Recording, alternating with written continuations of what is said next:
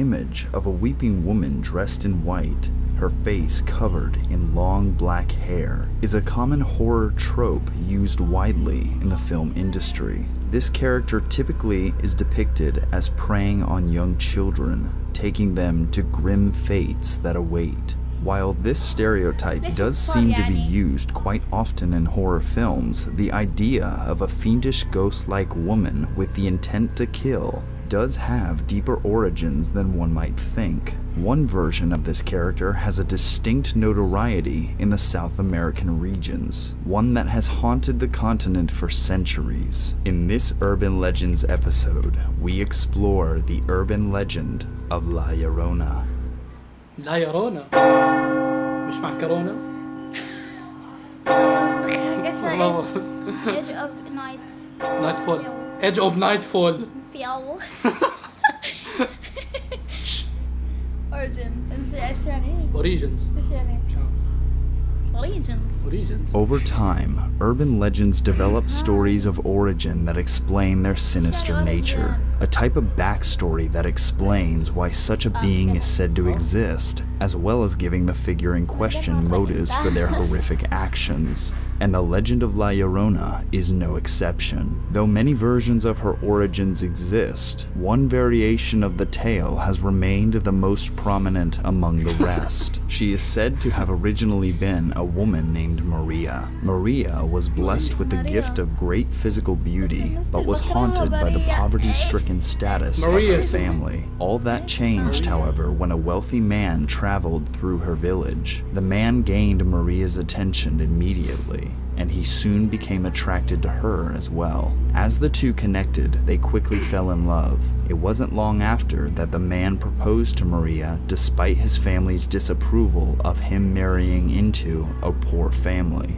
The two quickly married regardless. They started a family together, having 2 sons living outside of the village where they had first met. But what seemed to be a promising life together soon took a turn for the worst, as the father's work repeatedly led him away from his new family. Even when the husband was able to visit, he became less satisfied with his new family with every time he saw them, neglecting them more and more until the once close relationships they had turned into a distant and cold dynamic.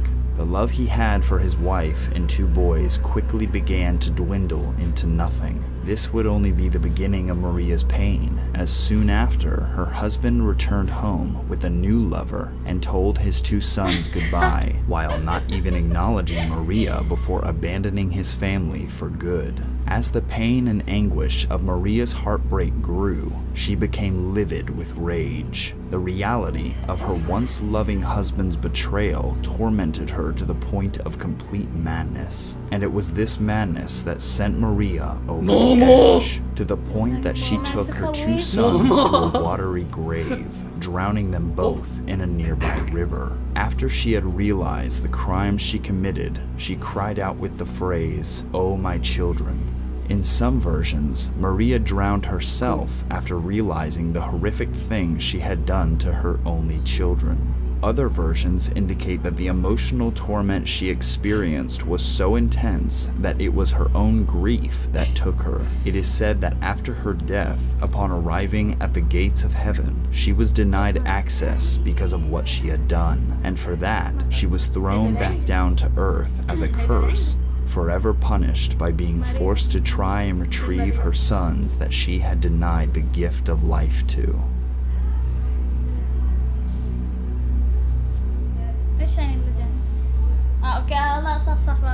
Like her origin, many variations of La Llorona's story exist due to the varying locations that embody her legend, all versions having similarities in one form or another. The version that follows is the most common understanding of the legend of La Llorona.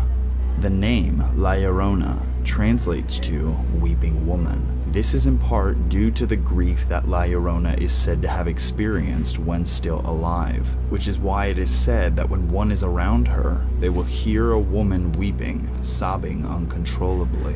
Lingering around all areas that have bodies of water nearby, she waits, grieving as she tries to lure children close to her to give them the same fate as her sons. She specifically lures them through her weeping, as she attempts to gain a kind of sympathetic curiosity from the unsuspecting youth. Children are warned to run as far away as possible from her once her wailing has been heard, as it is what will lead to their imminent demise. Some claim even hearing her cry is a sign that a person's life will inevitably fall into ruin. Her targets aren't just children, however. She is also said to hunt down and torment any and all unfaithful husbands. بابا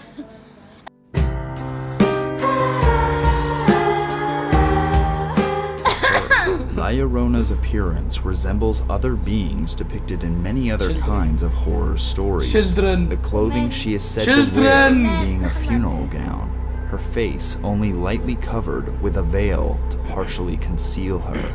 In some versions, her gown is black, while in most, she is masked in a pale white. Despite how she is portrayed to look as a hideous demon in media portrayals, original legend depicts her as a beautiful woman, which is in part the deceptive nature of her allure. And while at times she is portrayed as a mindless killer, she is said to be anything but, as it is again her human-like nature that deceives people into believing that she has no ill intent.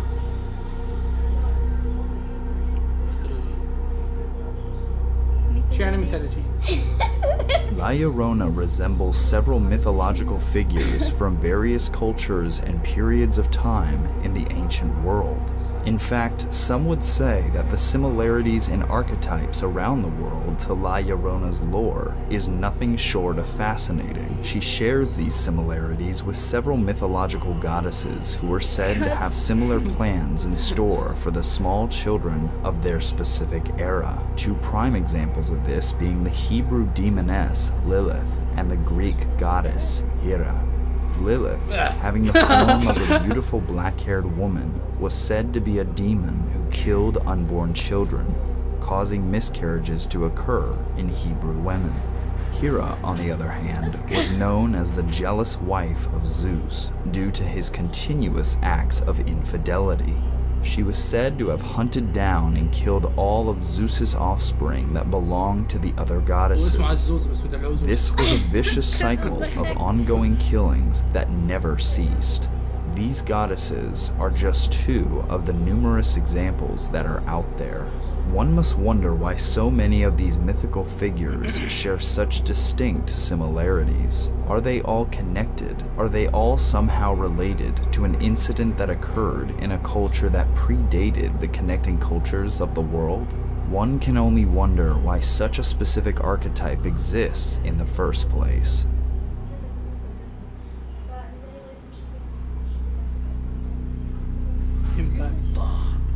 The impact of La Llorona's story is so great that she has been the spotlight of many TV shows and movies over several decades. Two prime examples of this in more recent years being the first phantom encounter on episode 1 of the hit series Supernatural, and the other being the 2019 film The Curse of La Llorona, which is the sixth horror film in the Conjuring universe. While these portrayals typically put La Llorona in an overly exaggerated light, these are part of the reason why her legacy has had so much growth even in recent years. The legend of La Llorona was originally a simple ghost story used by South American families to keep their children from wandering outside late at night. As time has gone on, however, it has gained a life form of its very own. What was once a children's tale has now become much more, becoming ingrained in the very fabric of South American culture through the hearts and minds of those who the story has been passed on to. It is this that has brought La Llorona to life and has transcended her from an ordinary legend to one that will remain with us for centuries to come.